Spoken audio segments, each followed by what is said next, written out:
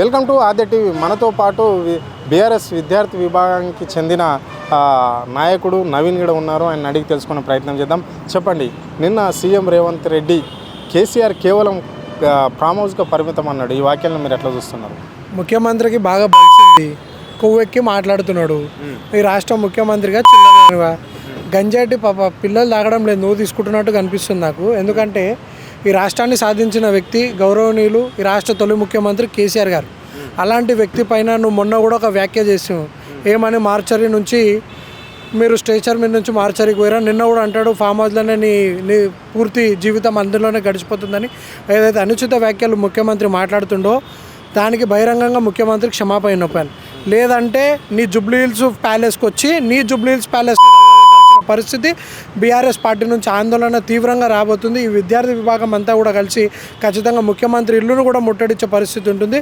బహిరంగ సమక్షంలో ముఖ్యమంత్రి తెలపాలి, నువ్వు వచ్చిన పని ఏంది, నువ్వు పిల్లలకి 10th పరీక్షల రిజల్ట్ విడుదలయ్యడానికి వచ్చినావు, ఆ పిల్లల ముంగట మాట్లాడాల్సిన వ్యాఖ్యలను కూడా నేను ముఖ్యమంత్రిని ఖచ్చితంగా హెచ్చరిస్తున్నాను అనమాట. అంటే నేను నిరంతరం ప్రజలలో ఉండే ముఖ్యమంత్రిని, నేను ముఖ్యమంత్రి అయినప్పటి నుంచి కూడా ఏ కామన్ మనిషి కూడా పిలిస్తే నేను వాళ్ళని పలకరించిన వ్యక్తిని, ఎప్పుడు ప్రజలలో తిరుగుతున్నా, నేను వాళ్ళ వీళ్ళలాగా అలాంటి ముఖ్యమంత్రిని కాదు, ఎప్పుడు ప్రజల కష్టాలు తెలిసిన ముఖ్యమంత్రిని, ప్రజల వెంటనే ఉండే ముఖ్యమంత్రిని అంటున్నాడు. దీన్ని ఎట్లా చూస్తారు మీరు? ఎక్కడుండే ఏ ప్రజలలో ఉండు, ఆయన ప్రజలలో ఉండే ముఖ్యమంత్రి కాదు, ఢిల్లీలో ఉండే ముఖ్యమంత్రి.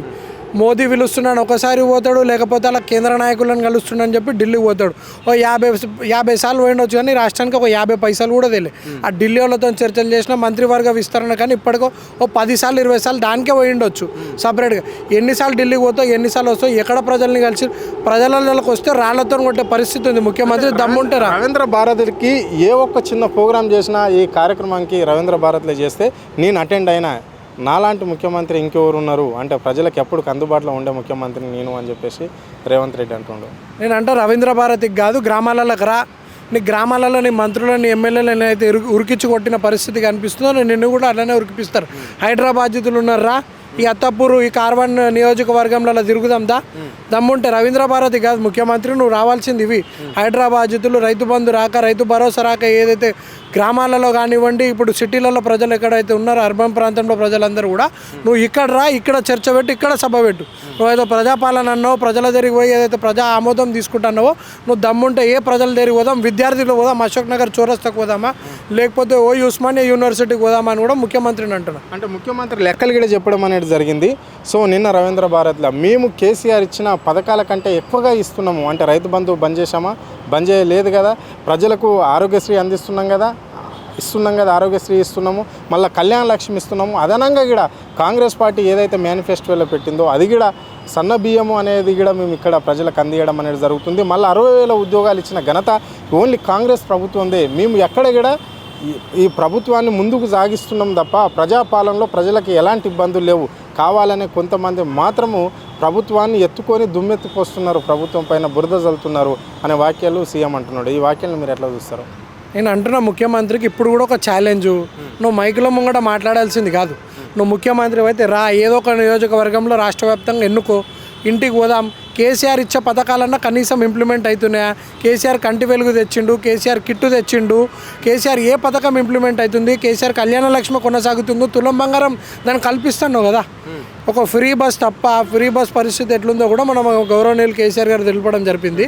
ఆ ఫ్రీ బస్ తప్ప ఏ పథకం ఇంప్లిమెంట్ అవుతుంది? ఆరోగ్యశ్రీ అంటే రాజశేఖర్ రెడ్డి తెచ్చిండు, అదొక మంచి పథకం, దాన్ని మేము కొనసాగించినాం. మళ్ళీ కేసీఆర్ తెచ్చిన రైతు బంధు ఇవన్నీ ఎందుకు బంద్ అయినాయి? ఇక్కడ ఇస్తుండ్రు, రమ్మంటున్నాం కదా. గదే ఛాలెంజ్ చేస్తున్నాను నేను ముఖ్యమంత్రికి. ఏ గ్రామం పోదాం? నీ లగచర్లకు పోదామా? ఎక్కడ పోదాం చెప్పు? నువ్వు ముఖ్యమంత్రిని రమ్మనుండి మా స్థాయి నుంచి కూడా కేటీఆర్ గారు వస్తాడు, ఎక్కడన్నా గ్రామాలలో ఎక్కడన్నా రైతులకు ఎక్కడన్నా రైతు బంధు పడ్డదాన్ని కూడా ప్రశ్నిస్తాం, అడుగుదాం, తెలుస్తుంది కదా. అక్కడనే తెలుస్తుంది కదా, ప్రజల దగ్గరికి పోయి తెలుసుకుందాం. లేదు నువ్వు ఇచ్చిన గ్యారెంటీలు నిజంగా అమలు అవుతున్నాయంటే నువ్వు కొడంగల్లో రాజీనామా చేయి, ఎలక్షన్లకు రా, ఎవరు గెలుస్తారో చూసుకుందాం. Okay, right. వరంగల్లో జరిగిన రజోత్సవ సభకు మాత్రం కేవలం కుర్చీలు మాత్రమే ఉన్నాయి, కానీ అక్కడ జనాలు లేరు అని చెప్పేసి మంత్రులు దీన్ని కామెంట్ చేయడం అనేది జరిగింది. ఒక విద్యార్థి నాయకుడిగా మీరు ఏం చెప్పాలనుకుంటున్నారు ఈ అంశంపై? సబ్బుని చూసి ఓర్వలేని పరిస్థితులు ఉంది. రేవంత్ రెడ్డి ఏడ్చుకున్న పరిస్థితి ఉంది. ఎందుకంటే అయ్యా నేను గింత తిడితే కేసీఆర్ నన్ను ఒక్క మాట తిట్టకపోయాయని చెప్పి కూడా ఏడ్చిన పరిస్థితి ఉంది. అలా తెలిసిన సన్నిహితుల వల్ల నేను గిన్నిసార్లు తిడితే గిన్ని సభలలో కేసీఆర్ పేరుని తీస్తే నా పేరు అది ఏకపాయ కేసీఆర్ అని చెప్పి కూడా ముఖ్యమంత్రి బాధపడ్డాడు. 4 మంత్రులు వచ్చారు. ఒకడు బాంబులెట్టి శ్రీనివాస్, ఇస్కా మాఫియా సీతక్క, గజనీ మన జూపల్లి, బస్సులో ప్రభాకర్, 4 వచ్చిరు. వాళ్ళ మాటలు ఎట్లుంటే బాంబులెట్టి మాటలు బాంబులు ఉంటుంది. కేటీఆర్ని అరెస్ట్ చేస్తున్నామని దివాళీ టపాసులు వెళ్తూనే అన్నారు. అది తుస్ బాంబే. సభ మీద కూడా కుళ్ళు. అంటే నాకు తెలిసి సభ బీఆర్ఎస్ నాయకులు చూసినంత కంటే ఎక్కువ కూడా కాంగ్రెస్ వాళ్ళే చూసిరు. ఆ స్ట్రీమింగ్ ఎట్లా మెయిన్ స్ట్రీమ్ మీడియాలో మొత్తం రికార్డు.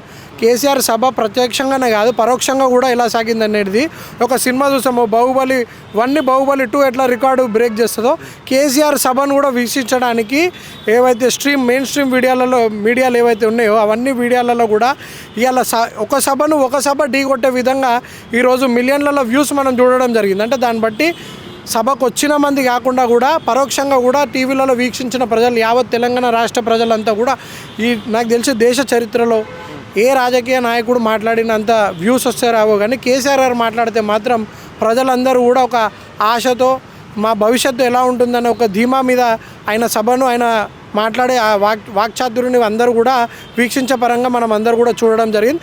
అది ఓర్వలేక నేను అంట ముఖ్యమంత్రిని దానికంటే ఒక్కరోజు ముందో 2 రోజుల ముందో నీ రాహుల్ గాంధీ వచ్చిండు. మళ్ళీ దానికి ఒక పస్సాన్ ఉందా ఒక బజాన్ ఉందా చెప్పు. రాహుల్ గాంధీ వస్తే దానికి ఒక విలువ ఉందా? ఏ మీడియాలో ఒక న్యూస్ కనిపించిందా? ప్రతి ఒక్క న్యూస్ ఛానల్లో కేసీఆర్ గారు సభ పెడితే మొత్తం వారి సభనే నడిచింది కదా.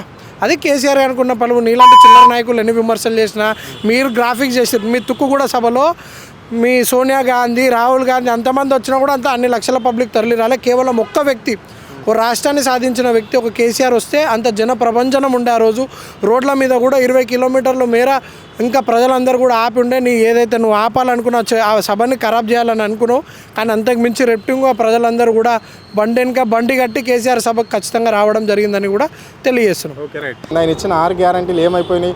విద్యార్థులకు 60,000 ఉద్యోగాలు ఇచ్చినా అని చెప్తున్నాడు. అంటే ఇక్కడ కేసీఆర్ అవి నోటిఫికేషన్ వేసిన, గత ప్రభుత్వం వేసిన ఉద్యోగ నోటిఫికేషన్లో ఆయన భర్తీ చేసి కాయిదాలు ఇచ్చేసి సర్టిఫికెట్లు ఇచ్చేసి నేను ఇచ్చిన అని చెప్పుకోవడం గొప్పలు తప్ప ఇంకోటి ఏం లేదు. ఆయన అధికారంలోకి రాకముందు 2 లక్షల ఉద్యోగాలు ఇస్తామన్నారు ఏడాదిలో. ఇప్పటికి 16 నెలల పాలన అయిపోయింది. ఎక్కడి ఈ ఉద్యోగాలు ఎక్కడ పోయినాయి? 6 గ్యారంటీలు ఎక్కడ పోయాయి? కేసీఆర్ కిట్ ఎక్కడ పోయాయి అని చెప్పేసి ఆయన రేవంత్ రెడ్డిని ప్రశ్నించడం అనేది జరిగింది.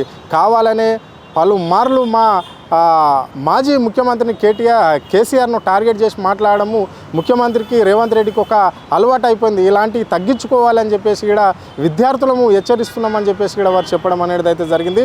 ఇంకో విషయానికి వస్తే మొన్న జరిగిన వరంగల్ సభలో కేసీఆర్ సభ అంటేనే ప్రభంజనం. ఆ ప్రభంజనం చూడలేక కొంతమంది మంత్రులు అక్కడ ఈయన ఎవరైతే రేవంత్ రెడ్డి పంపించిన మంత్రులు వచ్చారో వాళ్ళంతా ఆయనకు రేవంత్ రెడ్డికి తప్పుడు సమాచారం ఇచ్చినట్లు తెలుస్తున్నది. సో ఇక్కడ కేసీఆర్ అంటే ఒక అద్భుతం, ఈ రాష్ట్రాన్ని సాధించిన వ్యక్తి కాబట్టి అంతమంది జనాలు వచ్చారు. అంతా రేవంత్ రెడ్డికి తప్పు సమాచారం ఇవ్వడం అనేది జరిగింది. సో అక్కడ వచ్చిన మంత్రులకు మాత్రం తెలుసు అంటే కేసీఆర్ సభ అంటే ఎట్లా ఉంటుంది అనేది మొన్న చూసిరు, వాళ్ళకి తెలుసు. కానీ వీళ్ళు మాత్రం ఏదో రేవంత్ రెడ్డికి కావాలని చేసిన పన్నాగం ఇది. అంటే తప్పుడు సమాచారం ఇవ్వడం అనేది జరిగింది. అక్కడ మాకు వచ్చే బీఆర్ఎస్ సంబంధించిన కార్యకర్తలు కావచ్చు, విద్యార్థులను కావచ్చు, దాదాపుగా 20 కిలోమీటర్ల దూరం రానియకుండా ఎన్నో పన్నాగాలు పట్టినా కానీ అంత జనం అంటే బీఆర్ఎస్ పార్టీ ఎంతమంది అయితే అనుకున్నదో అంతకు రెట్టింపు వచ్చింది అని చెప్పేసి విద్యార్థి నాయకులు నవీన్ చెప్పడం అనేది జరిగింది. ఈ మాతోని రేవంత్ రెడ్డి ఒకటే మేము సూటిగా చెప్తున్నాం, ఎప్పుడైనా నువ్వు పరిపాలన చేయు, మేము అద్దంటలేం, మీకు అడ్డుపడతలేం, కానీ కావాలని మా విద్యార్థుల మీద కావచ్చు లేకుంటే మా బీఆర్ఎస్కి సంబంధించిన నాయకుల మీద కావచ్చు